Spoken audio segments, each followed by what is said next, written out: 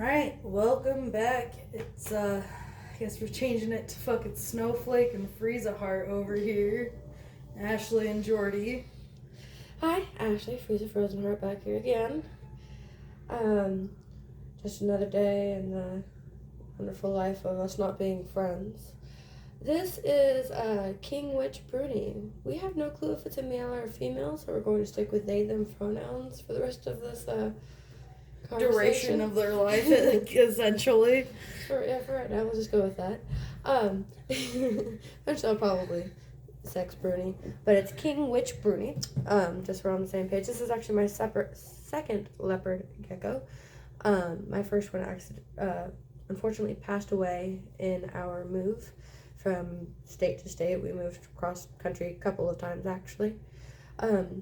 This is an albino leopard gecko, and they are completely blind. They've not been able to see from, well, not completely, I should say. It should be able to see shadows of some sorts and everything, but as for like being able to see really anything, they go completely by sound and understanding. Yes, it is a lot of words. They get out of the container and run away. So they go they go completely by sound. They were probably like 3 inches long when we got him last year. It's about a year old now. I'm just going to refer to it as he because that's all I refer to it as. Yeah, it's they, them pronouns. They, them pronouns. He doesn't have feelings or a conscience. He can't tell the difference. Oh, God. Plants have feelings, though. Oh, dear God. Nobody cares about the plants' feelings. Well, I can tell the vegans I don't care about the animals' feelings. Like, come on, man. You're going to eat plants and they have thoughts and feelings. I'm going to eat animals and they have thoughts and feelings. Get over it. Cry me a river. Build a bridge over it. See you on the other side. This is true. Yeah. Actually, my 8-year-old was the one that actually managed to give us an idea to keep this little one alive. When we first got it, we didn't think it was going to survive because of blindness that it has, and it's not able to catch its food very well, so we have to keep it in. We also didn't have substrate when we first got it because we were afraid of impaction. It's funny because they don't live as long in the wild because of sand. And actually it's like, I want to put sand so it feels more at home. But because I want it to feel at home, but the reason we domesticate them and have them inside is because they live longer when they're domesticated. I'm like, yeah, that's probably because they don't have sand to get impacted from when they eat. Oh, man. It eats out of a bowl. We have trained them to eat out of a bowl, and it is sound-based training. So besides this point, so today we're going to talk about the importance of self-investments. Give me 2 seconds. Gonna pause for a thumbnail. All right, we are back. I'm so sorry for that small worm you missed.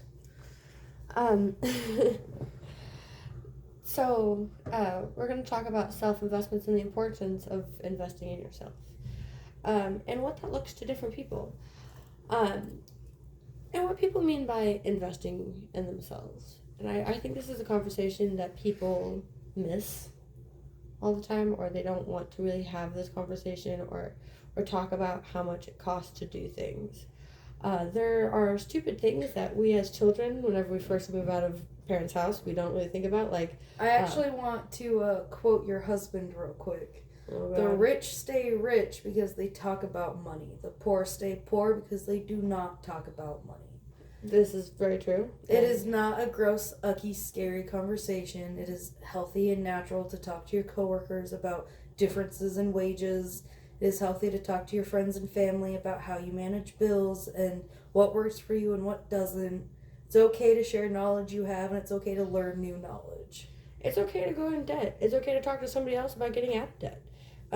It's important that people try to become better. It's good to better yourself every single day. So that's what we're talking about today. This is the first topic for today. So what we mean by self-investing, I'm pretty sure we all have hobbies and things that we love to do and that we love to do with. There are many ways to invest. I'm pretty sure you guys have heard about the Acorns app. That's we are not promoted by anybody. We don't get any sponsorships. No sponsors here. This is only video number 2. We don't even have 10 subscribers, let alone a sponsorship right now. Right, but it's really important for you to invest in yourself. So obviously investing is a really good way to start off with that. Acorns, I use E-Trade. It's one of my favorites.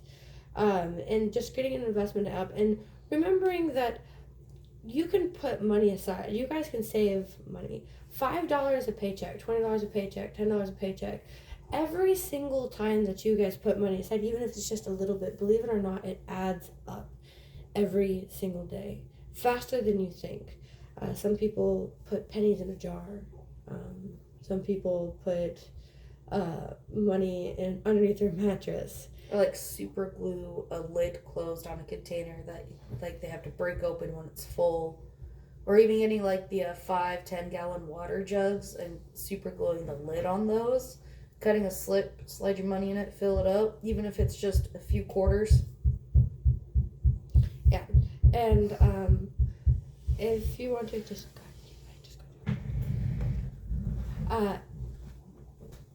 That's another really good way to go about it. And other ways to invest in yourself is hobbies. So there's a lot of different ways to invest into hobbies and everything.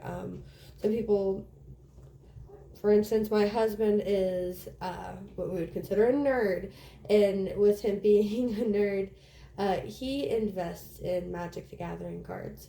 And he has one piece of cardboard that is worth about $300. I, being an old retro gamer, have a Super Nintendo and Nintendo 64 and Super Mario World, Donkey Kong Country, things of those. I have Ocarina of Time.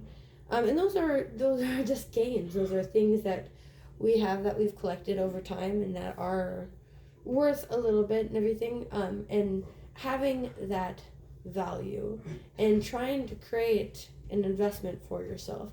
And it's not always going to come to you easy. It's not always going to be something that you get into easy. A lot of things that really invest into yourself, like taking care of chickens, for the majority, for instance. Which is along the lines of self-sustainability, by the way, because we totally forgot the right words in the last video when talking about farming. Yes. Self-sustainability, not humble yourself. It's to be self-sustainable. Yes. And that is another way to invest in yourself. Getting chickens, getting your own eggs, breeding your own bugs, for instance. All the bugs that King Bruney are eating right now are bugs I bred in my own little room. If you guys are curious how I do that, I will totally make it short for you if you want. Just have to ask. But what we do is try to work every single day on investing in ourselves, getting better in ourselves. And people forget to do that. People forget to put time and effort into themselves. And anybody that does take the time to listen to us or hear what we have to say, we won't ever stress anything more than there is nothing more important than taking care of you, investing in you, making yourself better. A really good example of that is Ashley's been a gardener for basically her whole entire life. Like, grew up on a hippie nude commune in California and everything. She just Go hippies. She just went for it. Her whole life she's been gardening, and I've did a lot of flower gardening with my grandma, but not really vegetable gardening. And last year was really my first try at it, and it reached a point I didn't really want to take care of the gardens because plants are my hobby.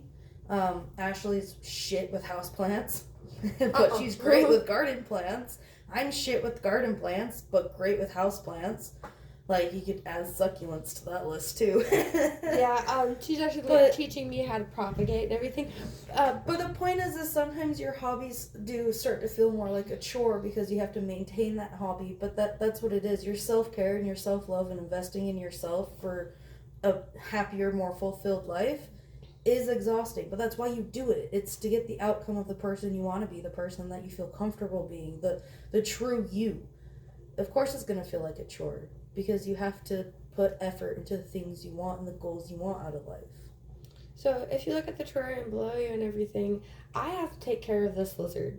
I have to give it a habitat. I have to give it food. I have to sustain it.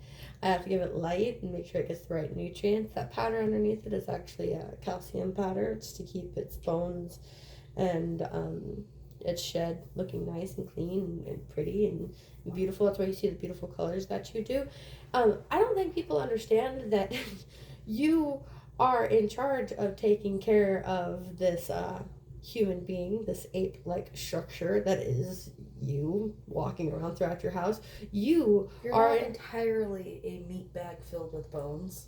But you are making your own habitat. You are creating your own diet. You are creating your own ability to do so, of taking care of yourself. You are containing, I don't know who put us in charge of each other. Like, I don't know who told me that, yay, you're an adult now. You have all the answers. My parents wanted to have SEX, and now I have to pay bills, so... Now that you have reached adultness, you are allowed to take care of another human being and tell them what to do and how to do it. Yeah, we're just children with adult money and more freedom. This is very true. And a more understanding of the world. But it's really important for you guys to maintain your own habitats, your own happiness. Yes. And just like you would with any pet, you shouldn't just get a pet to have it to make it look cool and everything. You have to maintain it. You have to maintain the habitats. His name should be Charmander. It's Bruney from Frozen, okay? I know that's the fire lizard, but Charmander? He had such a good opportunity here, man. Charizard? He did. This is an 8-year-old lizard, so... Chameleon? Ooh, I'm talking to Ivan. He's big into Pokemon. Maybe he'll want to change his mind and be like, doesn't he look like Charmander? For now, it is King Witch Bruney. Right. Right. The fire breather. The fire breather. His tail is so orange, though. Oh, yeah. Yeah, no, I'll add some shorts of my of our fish tanks. Just a minute of just watching the tanks move. We have 3 fish tanks for now, and I have a gerbilarium that I can show you guys. Put up some pictures of, and I'll add some pictures of King's tank here. We got quite the little homestead going. 15 chickens, 2 dogs. We're actually about to be breeding Lucy Lou Blue, little pit bull baby. Yeah. And I'll upgrade you guys, update you guys on that adventure. And that adventure that's going to happen. We're actually just waiting for her to go into heat. In all reality, y'all are just along for the ride that is our lives, and it's about to get, it's been crazy, and it's about to get more crazy. Like, a huge chunk of our fence blew out last Monday through a windstorm. Last October, our chicken coop and barn caught on fire. So, stay tuned. You're going to see some crap. Definitely going to see some crap. Yeah, definitely. But, I guess this helps us lead into our next statement and everything. Speaking of self-care, what we're doing with the gardens this year. We're actually really looking forward to it. We have the Druid Spiral already put in place this year. Last year we had to build it. You want to see the layouts of the gardens, just go over to my TikTok. I'll post it down below. It's posted on the last video. I have videos of the layouts. I have a little updates of when we got started. Check those out. And we're going to see what comes back this year, what we're going to have to regrow, and we would love you guys to see how the gardens are. Flowers for days, man. Flowers for days. Going through the seeds again. And we have like 20 different types of flowers alone that we want to plant. Bunch of trellising flowers that we're going to put up the trees. I want to plant them around the trees so the flowers grow up into the trees. Now that we have the chickens locked up again, because, you know, the coop and barn caught on fire because they're right next to each other. The 8-year-old was collecting eggs and knocked down the heat lamp and forgot to tell anyone because he got distracted by his tablet when he came inside, and it caused a fire. So we just got finished literally this last week, about a week and a half ago now, finishing getting it put together. And no, that was last Monday because the storm blew out the fence, so we had to fix the chicken coop to keep the chickens in. So now we got to fix the fence. Yeah. But we're going to do chicken gardens. And nice little blisters on my hands. That was always fun. Jordan has surprised us with a couple of seeds that we have no clue what they were doing. This year we're doing passion fruit because of Jordy read 15 inches. 9 to 15 inches? That is not what No, I didn't even look at it. I just saw a pretty purple flower that said a passion flower, and then you're like, what even is this? And you Googled it, you're like, this is fruit. And it grows 15 feet tall. But you know what? So our plan is to grow it along the fence and flip it over the fence to grow into the front yard. So our whole fence will basically be reinforced by vines. Possibly. We'll see how it works out. Maybe it'll work out in our favor. Maybe it won't. Either way, the fence is shit and is going to slowly be replaced over the next few years. We shall see. But yeah. Yeah. So we get to have passion fruits. The druid sparrows coming in this year. We're going to be trying to make our own mild chicken feed. Not obviously, we're not going to be able to make enough chicken feed for us to be able to supply our own chickens. Especially because we want a few more chickens. And the goal is self-sustainability, and we have a family of 8. 15's not enough. No. But you just get more bantams. They're actually they'd be good for mass supply of chicken. We can agree to disagree on that, because I think bantams are too small. Well, yeah, that's why you can get so many of them, because you can fit more in one coop, and then you can just... You need like 2 or 3 to feed our family, and if we can get 60... I would rather get just some big ladies so that I can make meals out of them. But, we're going to get chicken bracelets, and all the chickens with bracelets we don't eat. They're the ones with names, because I don't want, like, Goldie and Snowflake and freaking Hot Wing and Pepper and Yakko and Wacko. Yes, the OGs, I don't want to eat them. Even the ones we got last year, I don't want to eat the chickens we have now. They're really good egg layers. They're really good brooders. So I want to put chicken. So I want to put chicken bracelets on them, so we don't eat our OG chickens, and then we'll get 6 more this year. We're already in the process. We already started being able to do another coop. We have chicken wire. We just need posts. Let's just get more chickens this year, but we don't name them. We can name the rooster, of course, because I've kind of come around to T-Grain and Cluck Norris. But then we just stock up on chickens that we're going to eat, and then we have our OGs for our eggs and breeding purposes. We have a rooster named Cluck Norris. He likes to kick grass and take grains. Unless it's the children, then he just likes to freaking jump them. and beat the hell out of them. He likes to Joe Biden sniff our hens all the time. We're deplorable people. Very Despicable much so. rubbish. To each their own. I mean, if you like Joe Biden, it's cool. It's what it is. Hope you have a wonderful day. I mean, we're not entirely about politics, but there's enough to be aware of that's important to be aware of, but we're not going to have full-on debates and heated arguments quite yet. We're going to warm you guys up to the hard shit. You got to fall in love with the plants and the animal life, and we'll warm you up to the other shit. There's a lot of layers. We're like onions. I can't roll my eyes hard enough. My eyeballs feel like they're going to fall out of my head. Alright, well, here's our last thought for the night, because we do have to get off eventually, unless you guys do what you're going to do for the day without harassing you too much. Last thought, I had somebody that asked me to talk about this one. We're going to talk about the infinite snail theory real quick. The infinite, like, so if a snail lived forever, and it lived at a snail's pace and everything, and you also got to live forever, but the second that the snail touches you, you and the snail both die. How would you want to live your life? Stay on the opposite end of the world from that snail. You just continue to live at the opposite end of that world? Yeah. It's really expensive. It'd be really hard to travel around like that. I'm immortal. You know how many banks I could rob? Do you know how many times you'd end up in jail, then the snail would catch you? Is that a snail's pace, though? He's across the world. How's he going to get across the oceans? It's an immortal snail. He can go through oceans. He could probably swim through at a snail's pace? He's got to go all the way down to the deep crevasses of the ocean and go across it at a snail's pace. What size is the snail? Is he like a big snail, like a Gary snail? Or is he a little fucking nearite snail? I would say like the size of a silver dollar. Or pond snail? Pond snail? Yeah, like pond snail. Pond snail? Oh yeah, it's gonna take him 3 years to get to me just from freaking New York.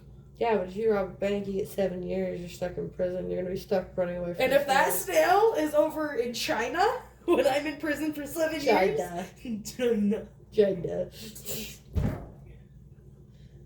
Have fun getting back and forth to China. Yeah, exactly. So I ain't worried about it. It's a snail's pace. But I wouldn't have to be in jail. I just gotta be that good at it because I'm immortal. So you know how many identities I'm gonna have?